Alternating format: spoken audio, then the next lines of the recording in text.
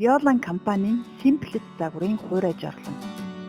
Энэ загвар нь шингэн болон хатуу ялгцыг ялгадгаас гадна ашиглахын тулд ус болон цахилгаанд холбох ямар ч шаардлагагүй. Simplet хуурай жорлон шалны төвшөнд шууд байрлуулдгаар онцлогтой суйрлуулахдаа агааржуулалтын хоолой угсрах болон шингэн зайлуулах сав буюу хоолойг мөн тооцох шаардлагатай. Хэрэв Simplet хуурай жорлон дулаан газар суйрлуулбал жилийн 4 улирлын туршид ашиглах боломжтой.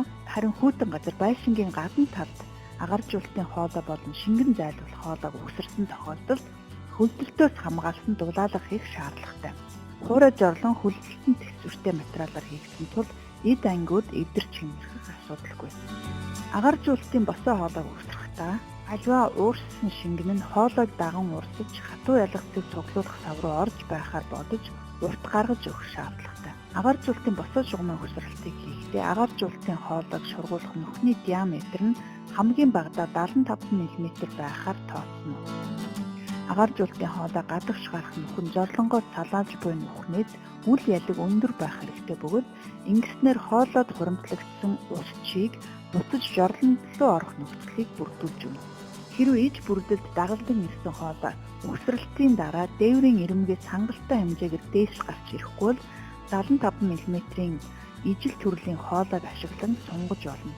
Мөн агаар сэлгэлтийг илүү хүчтэй хийхийг хүсвэл мөн цахилгаан сэнс нэмж болно. За мөн сэнсний дээр борооноос хамгаалсан сарвч хийж өгөх шаардлагатай.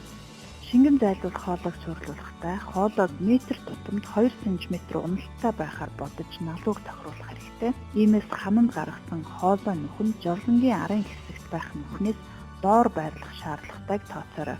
Violan Simplet хуурай жорлонг хүнд хөнгөн аль найрамч хэрэглэсэн бай. Хэрэглэж дууссаны дараа суултуурын тагийг заавал таглана.